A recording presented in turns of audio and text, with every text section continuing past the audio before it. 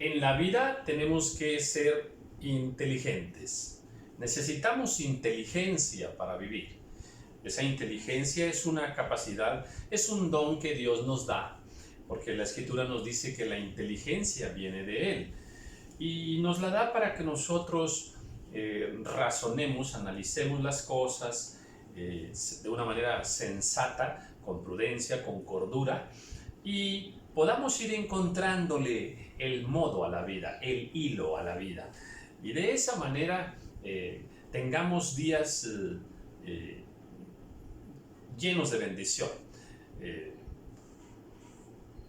procurando la paz, procurando los caminos rectos, los caminos de justicia y entendiendo la vida como Dios nos la enseña, viviendo de la manera más hermosa que existe, que es a la manera que Dios nos enseña en su palabra. Hay que ser inteligentes. Cuando uno no es inteligente, no analiza, no cuestiona, simplemente todos los sucesos de la vida, uno tras otro, uno no va succionando la enseñanza, la sabiduría, no va uno tomando las experiencias para enriquecernos en sabiduría, por ejemplo. Entonces, se es muy simple para vivir, ¿verdad? Cada suceso nos parece un suceso a veces natural, simplemente que lo vamos acomodando un suceso tras otro, sin obtener detrás de todo ese vivir una reflexión, una riqueza. Necesitamos encontrarle la riqueza a la vida, ¿verdad? Por ejemplo, en el trato con nuestras personas tenemos que aprender que no todas las personas son de buena voluntad, algunas sí, que unas sí son dignas de confianza, otras no son dignas de confianza. Y así tenemos que ir aprendiendo, separar circunstancias peligrosas de circunstancias que no son tan riesgosas. A veces nos invertimos en proyectos, tenemos planes, ¿verdad? Queremos abrir un negocio, construir una casa, iniciar una carrera, en fin. Pues todo eso necesita que apliquemos inteligencia, un buen juicio, ¿verdad? Que conozcamos la ciencia de cómo ha de hacerse aquello. Y para eso se requiere entender los tiempos, los recursos, el cómo, el cuándo, todo eso, ¿verdad? Es una suma de factores que nos van a llevar a una vida de éxito, entendiendo el éxito como Dios lo enseña, no como el hombre lo enseña, o no como nosotros lo entendiéramos.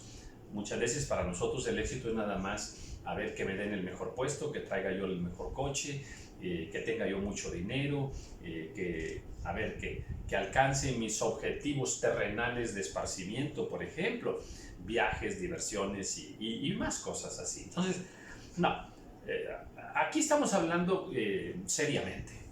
Aquí estamos hablando de Dios, del consejo de Dios, de la palabra de Dios, que eso es lo mejor para nuestras vidas. Entonces, hay que ser inteligentes, ¿verdad? Nosotros iniciamos este proyecto de leer todo el Nuevo Testamento y para eso hay que también, orar al Señor, pedirle su dirección, pedirle que nos enseñe el cómo hacerlo, el cuándo hacerlo, si tenemos los recursos, desde los económicos, todo lo que conlleva una empresa, una aventura como esta, una hermosa aventura de leer la palabra del Señor y estarla enseñando. Vamos muy avanzados, nos faltan solamente 4 libros y damos gracias al Señor por ello. Entonces, hay que ser inteligentes, ¿verdad? Aplicar sabiduría, ciencia, juicio, ¿verdad? Y en base a todo eso decir, va. O decir, no es el tiempo, hay que esperar, ¿verdad? ¿Esperar a qué? A tener todo el escenario listo, ¿verdad? A tener todos los elementos necesarios ¿para qué? Para emprender aquella obra. Lucas por allá nos habla de que el que va a construir se tiene que sentar primero y calcular los gastos. ¿Para qué? Para que luego no sea avergonzado. Entonces, pues aquí vamos en 1 Corintios, ¿verdad? y muy contento. Y bueno, esta reflexión va por el primer versículo que vamos a leer. Estoy en el capítulo 9, voy a leer del 24 en delante. ¿No sabéis que los que corren en el estadio, todos a la verdad corren, pero uno solo se lleva el premio? Corred de tal manera que lo obtengáis. Todos a la verdad trabajan, todos a la verdad predican, todos a la verdad tienen familia, todos a la verdad andan en busca del dinero, todos. O sea, ahí andamos todos, ¿verdad? Pero dice, unos lo alcanzan y otros no. ¿Por qué? Porque no se aplica esta riqueza de Dios, que es la ciencia, el buen juicio y la inteligencia, en entender las cosas y cómo obtenerlas sabiamente en el tiempo de Dios también. Entonces, unos logran su objetivo, otros no. Luego nos dice, correr de tal manera que lo obtengáis. O sea, Dios sí quiere que alcancemos nuestras metas, sobre todo las espirituales en primer lugar, ¿verdad? Aunque Dios no nos desliga de algunas metas humanas, materiales, también están en el plan de Dios, pero primero las espirituales, ¿verdad? El que corre detrás de lo material, detrás del dinero, detrás del trabajo, detrás de la vanagloria o de la gloria humana, ¿verdad? Pues, a ver, ese no está en la perfecta voluntad del Señor. Y cuidado, porque ahora hacia allá están dirigiendo muchas enseñanzas, muchas prédicas, están enseñando hacia allá el camino del hombre, el camino del Hijo de Dios. Eso es errado. Ahorita en la mañana, precisamente, miré un fragmento de una predicación, Dios santo. Más adelante se las voy a presentar, no en este video, más adelante, porque debo tenerla en otro celular. El mío lo estoy ocupando para filmar.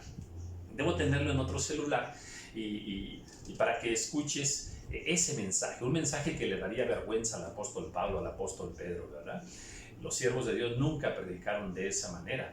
Y bueno, vas a ver que es un mensaje centrado en un triunfalismo, en un emocionalismo, en una motivación humana, ¿verdad? Con propósitos 100% humanos, ¿no? Pero Dios dice que debemos tener metas, pero que corramos de tal manera, o sea, de una manera inteligente, y lo más inteligente es caminar de acuerdo a la voluntad de Dios, a como Dios nos aconseja. Que veamos el dinero como Dios quiere que veamos el dinero. Y todo lo demás, ¿verdad? Pues que lo hagamos de esa forma para obtenerlo en Dios. Y después, pues, darle la gloria a Dios. De este video que les digo que luego se los voy a presentar, en ese video no estoy juzgando a la persona, sino estoy juzgando el mensaje nada más, ¿verdad? Ese mensaje, si lo digo yo, está mal. Si lo dice así esa persona como lo está diciendo, está mal. Está muy fuera de la voluntad del Señor, ¿verdad? Es un mensaje centrado en el hombre mismo, en el triunfalismo mismo, en que el hombre obtenga sus logros por esfuerzo propio. No. No es nuestro esfuerzo propio el que nos lleva a conseguir el logro de nuestras metas, de nuestros sueños. No, es el Señor. Y debemos darle la gloria al Señor y no gloriarnos nosotros en nuestros propios logros. Bien, todo el que lucha, de todo se abstiene. Ellos, a la verdad, para recibir una corona corruptible, pero nosotros una incorruptible. El atleta, el que lucha para estos asuntos deportivos o de carácter artístico y demás, humanos, a ver, lleva cierta disciplina y se abstiene de muchas cosas por buscar el premio. Mira, esto no lo tenía, no lo tenía previsto, pero aquí salió, ¿verdad? Por obtener un logro, por obtener no le voy a pegar a algo, por obtener el premio, por obtener el trofeo, ¿verdad? La fotografía, los contratos millonarios, ¿verdad? Bueno, por obtener un premio, un logro, una corona, ¿verdad? Bueno, pero esta corona no tiene ningún valor delante de Dios, ¿verdad? Les digo que yo compro cosas usadas y me encontré por ahí en un mercadito, le decimos en México, un mercadito, un tianguis, el trofeo de un equipo de fútbol de nuestro país, ¿verdad? La copa, ¿sí? Bueno, estaba ahí tirada entre cosas que valen 10 pesos, 15 pesos, ¿verdad? Pues ahí estaba esa copa del campeonato de fútbol, ¿eh? de un equipo mexicano, ¿eh? Ahí estaba. Bueno, pues esas cosas en su momento tienen cierta significancia, ¿verdad? Para las personas que las logran, pero delante de Dios esa corona es corruptible, pero nosotros andamos detrás de lo incorruptible. Así que yo de esta manera corro, no como a la ventura, de esta manera peleo, no como quien golpea al aire. A ver, yo soy efectivo, o sea, soy inteligente, ¿verdad? No, no ando haciendo lucha a lo loco, sin saber para dónde, sin estrategia, no, tiene que haber estrategia. Dice, yo no golpeo al aire, yo no le pego al aire. Si yo estoy peleando con, digamos, si se tratara de una pelea de box, por ejemplo, ¿verdad? Pues pegarle al aire, ¿verdad? Pues no es efectivo. Pero dar en el cuerpo del otro boxeador, ¿verdad? Pues eso es efectivo. Entonces dice Pablo, yo no ando, nada más así luchando, diríamos, sin ton ni son, sin ninguna estrategia, sin ningún rumbo. No, hay que ser inteligente. Si no, golpeo mi cuerpo y lo pongo en servidumbre, no sea que habiendo sido heraldo para otros, yo mismo venga a ser eliminado. Ay, qué tremendo, ¿eh? Golpeo mi cuerpo, o sea, mi propio cuerpo va en esta lucha. Sacrifico aún mi propio cuerpo y estoy consciente de ello y estoy feliz por hacerlo, ¿verdad? Yo quiero alcanzar esos logros maravillosos también para mí. Lucho por estos logros espirituales para todos ustedes, pero también para mí. No vaya a ser que habiendo yo salvado a muchos, yo me descuide, ¿verdad? Y entonces, pues yo mismo me pierda. Y eso no es lo que Dios quiere. Entremos al capítulo 10. Porque no quiero, hermanos, que ignoréis que nuestros padres todos estuvieron bajo la nube, y todos pasaron el mar. Y todos en Moisés fueron bautizados en la nube y en el mar. Y todos comieron el mismo alimento espiritual. Y todos bebieron la misma bebida espiritual, porque bebían de la roca espiritual que los seguía, y la roca era Cristo. Amén.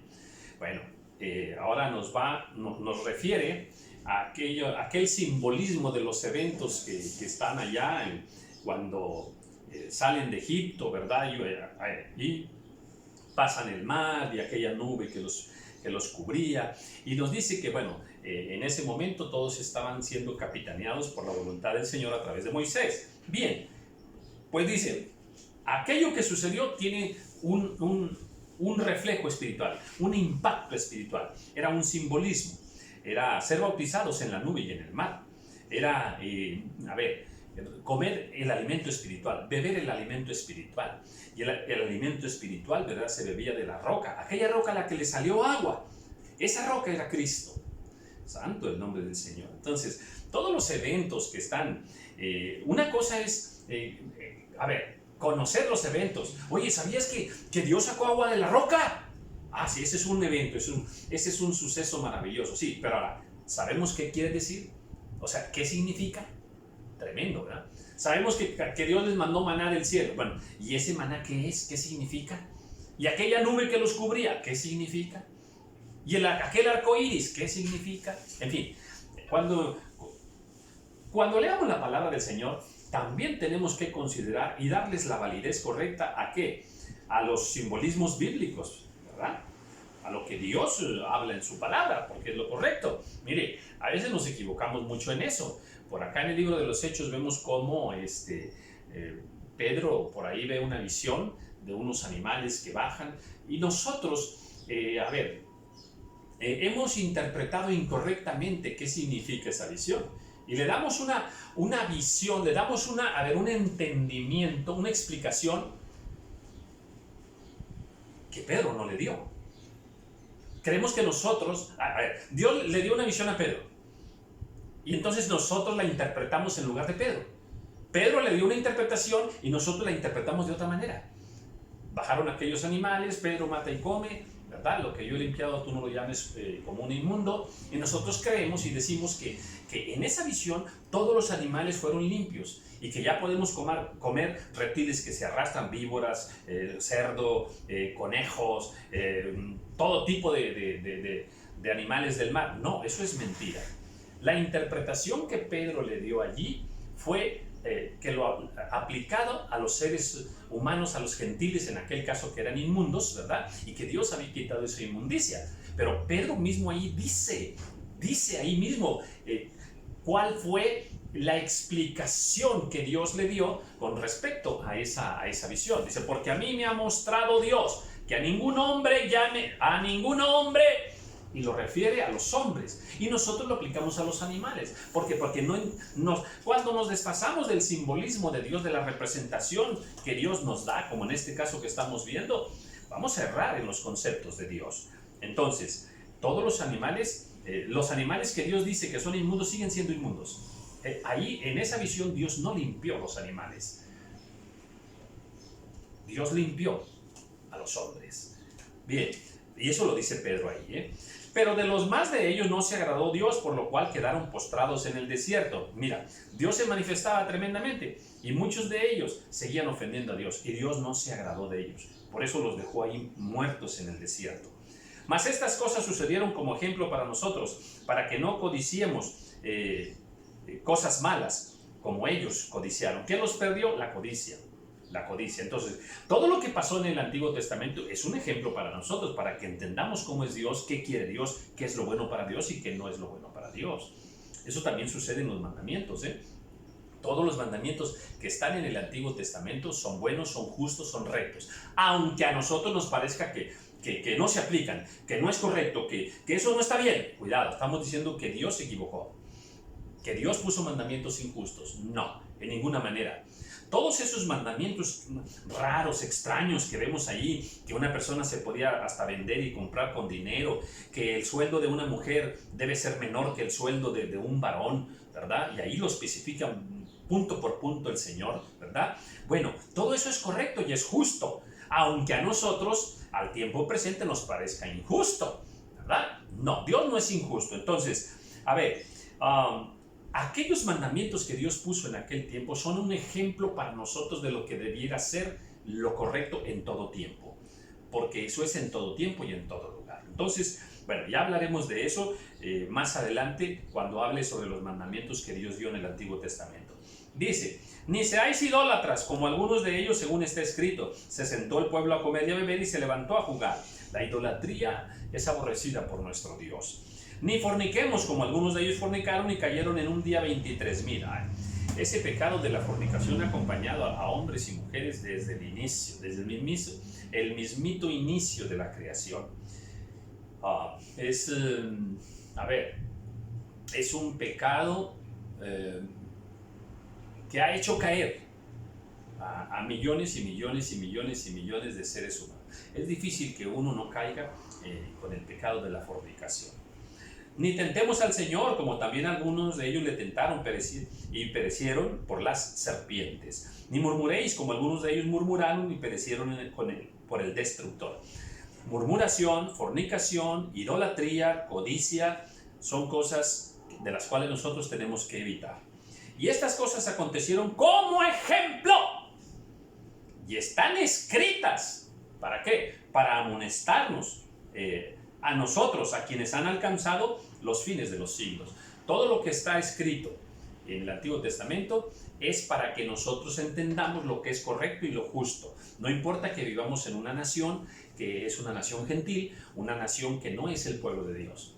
Dicho de otra manera, lo correcto sería que todas las naciones del mundo tuvieran las mismas leyes que Dios le dio a Moisés, las tuvieran todas las naciones del mundo como su constitución, como sus leyes. Eso es lo correcto, porque no existen leyes más justas que las que Dios le dio a Moisés. Hablaremos de eso más adelante. Así que, el que piensa estar firme, mire bien que no caiga. Ay, Padre amado, Señor, ayúdanos, sosténnos, Padre, sosténnos, porque la carrera es larga, ¿verdad? Y es difícil, y hay muchas pruebas, luchas, tentaciones, ¿verdad? Mas no os ha sobrevenido ninguna tentación que no sea humana. Pero fiel es Dios, que no os dejará ser tentados más de lo que podéis resistir, sino que dará también juntamente con la tentación la salida, para que podáis soportar. Siempre que venga una tentación, atención con esto, atención con esto. Siempre que venga una tentación, en ese mismo instante aparecerá una salida. Siempre, siempre. Mire, se lo voy a poner bien fácil, bien sencillo, ¿eh? Suponga usted que va pasando una mujer guapa, y yo estoy predicándole a usted ahorita y pasa una mujer guapa, y entonces suponga usted que a mí se me van los ojos así en este momento, ¿verdad? Y en ese momento algo va a ocurrir, algo va a suceder, me va a entrar una basura en un ojo, ¿verdad? O pum, me voy a pegar aquí, ¡ay! O me van a hablar, algo va a suceder, algo. Esa es la puerta, esa es la salida que Dios ofrece. O sea, atención con esto. Cuando hay una tentación, inmediatamente Dios te ofrece una puerta de salida. Aprende a ver, a mí me ha ocurrido muchísimas veces, ¿eh? Y he aprendido a saber cuál es la puerta. La puerta que me está ofreciendo Dios para no caer en esa tentación. Eso es bien interesante. Aquí está, ¿eh? Y sí la podemos soportar, ¿eh? Por tanto, amados míos, huid de la idolatría. Como a sensatos os hablo, juzgad vosotros lo que digo. La copa de bendición que bendecimos no es la comunión de la sangre de Cristo. El pan que partimos no es la comunión del cuerpo de Cristo. Bien, ahora estaba entrando a lo que llamamos la Santa Cena, ¿verdad? Aquella copa que nosotros tomamos en el nombre del Señor, aquel pan que nosotros compartimos en el nombre del Señor en la Santa Cena, ¿verdad? Pues tiene precisamente esa relevancia, esa significancia maravillosa, el cuerpo de Cristo, la sangre de Cristo. Siendo no solo el pan, nosotros con ser muchos somos un cuerpo, pues todos participamos de aquel mismo pan. Mirad a Israel según la carne, los que comen de los sacrificios no son partícipes del altar. ¿Qué digo pues? ¿Que el ídolo es algo? ¿O que sea algo lo que se sacrifica a los ídolos? Mira, ni lo que se sacrifica a los ídolos es algo, es importante para Dios, ¿verdad? Claro que es pecado, pero quiero decir que ya en un sentido profundo espiritual no tiene gran valor delante del Señor, ni el ídolo mismo. Antes digo que lo que los gentiles sacrifican, a los demonios los sacrifican, y no a Dios. Y no quiero que vosotros os hagáis partícipes con los demonios. ¿Por qué Dios prohíbe los ídolos? ¿Por qué Dios prohíbe que nosotros participemos de la adoración a ídolos o de lo que se ofrece en alimentos a los ídolos? Por una sencilla razón. Detrás de los ídolos hay demonios. Otra vez, detrás de un ídolo está un demonio, ¿verdad? Satanás, cuando se rebeló contra Dios, se rebeló porque él quería toda la adoración para sí mismo, que él recibir toda la alabanza, robarle la gloria a Dios.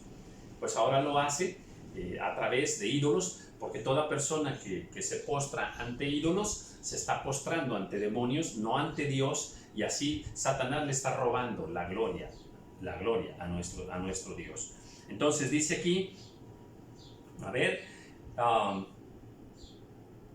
lo que los gentiles sacrifican a los demonios lo sacrifican y no a Dios. Y no quiero que vosotros os hagáis partícipes con los demonios. Entonces, cuidado. Salmo 115, por ahí también nos habla de que tienen ojos y no ven, tienen oídos y no oyen. Y luego dice, no hablan con su propia boca, no hablan con su propia boca. Entonces, cuando hablan, ¿con qué boca hablan?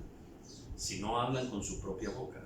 Bien, no podéis beber la copa del Señor y la copa de los demonios. No podéis participar de la mesa del Señor y de la mesa de los demonios. ¿O provocaréis a celos al Señor? ¿Somos más fuertes que Él? En ninguna manera. Entonces, a ver, aquí hay algo muy valioso. Muy valioso. No provoquemos al Señor, ¿eh? No le provoquemos celos. Dios es celoso. Dios es muy celoso, espiritualmente, ¿verdad? No carnalmente. Entonces, Él quiere que seamos 100% de Él. Toda nuestra mente, nuestro corazón, nuestros pensamientos, nuestro ser, nuestras fuerzas. Él nos quiere 100%. Cuando nosotros coqueteamos con otro ídolo, ¿verdad? Al que se llama Dios, coqueteamos con otro Dios, que es un ídolo, pues entonces estamos ofendiendo al Señor, ¿verdad? Entonces, a ver, es muy claro esto, ¿eh? Los demonios existen. Otra vez, El diablo existe, los demonios existen. Mira, voy a subir un video más adelante, cuando el Señor me permita, y se llama así: vive todos los días pensando en Satanás. Ah, qué título tan raro. Hermano, ¿cómo? Usted nos está enseñando en la palabra de Dios que todos los días tenemos que vivir pensando en Dios. Ahora nos dice que vivamos todos los días pensando en Satanás. Bueno, el título es sugestivo. Lo que te quiero enseñar es que no se te olvide que Satanás existe. Bueno, ¿y eso qué? ¿Cómo que eso qué? Satanás es tu enemigo, Satanás te pone trampas. Tienes que conocer cómo pelea él y las armas espirituales que Dios nos da para vencerlo. Porque vivir creyendo que los demonios no existen es un error. Los demonios existen. Están detrás de las caricaturas que les pones a tus hijos. Los demonios existen, están detrás en el cine, en la película, están detrás de esas personas que hablan en la televisión y que nos transmiten conceptos erróneos, contrarios a la voluntad del Señor. Los demonios existen. Si un artista puertorriqueño por ahí dice que la Biblia no tiene ninguna autoridad y que no es la palabra de Dios, bueno, está hablando un demonio a través de ese artista, ¿eh? Entonces, a ver, los demonios existen. Por eso es que hay que considerarlos siempre en nuestro día a día, porque hay que saber dónde están y reprenderlos. Todo me es lícito, pero no todo conviene. Todo me es lícito, pero no todo edifica. Cuidado otra vez aquí. Sí, muchas cosas las podemos hacer, nos están permitidas, pero no convienen. Muchas no convienen. Hagamos solamente las cosas que convienen, ¿verdad? No usemos nuestra gran libertad para mirar todo, para hablar de todo, para hacer todo. No. Hay gente que está más preocupada por la película del momento, por el éxito musical del momento, ¿verdad? Y se muere por ya tenerlo, por ya verlo. Eso es diabólico. Eso es diabólico. Eso es tener la mente y el corazón puesta ¿dónde? ¿Dónde? En el mundo. ¿Dónde? En los engaños espirituales de las tinieblas. Porque no edifican, porque son contrarios a la voluntad del Señor. Están cargados de adulterio, de hechicería, de murmuración, de pleitos, de contiendas, y transmiten esto como justo. Es más, mira, muchas películas, atención con esto, el más importante de la película, decimos acá en México, el mero muchachón de la película, es guapo, fuerte, de buena presencia, todo, y tiene su jefe. Y normalmente, ¿verdad? En esa película, el jefe le ordena algo, pero él no obedece, él lo hace de otra manera. Ya, es rebeldía, eso es rebeldía. Bueno, y lo hace así, y entonces en la película le resultó bien. ¿Entendiste el mensaje? El diablo está tratando de sembrar, de que puedes ser rebelde y te va a ir bien. Es más, de que te va a ir mejor que al otro, o sea, que desobedezcas a la autoridad. Y así pudiéramos hablar de miles de ejemplos. Entonces, los demonios están ahí, tengamos cuidado. Todo nos es lícito, pero no todo nos conviene. Ninguno busque su propio bien, sino el del otro. De todo lo que se vende en la carnicería, comer, sin preguntar nada por motivos de conciencia. Esto es bien importante, ¿eh? Porque del Señor es la tierra y su plenitud. Si algún incrédulo os invita y queréis ir, de todo lo que se os ponga delante, comed sin preguntar nada por motivos de conciencia.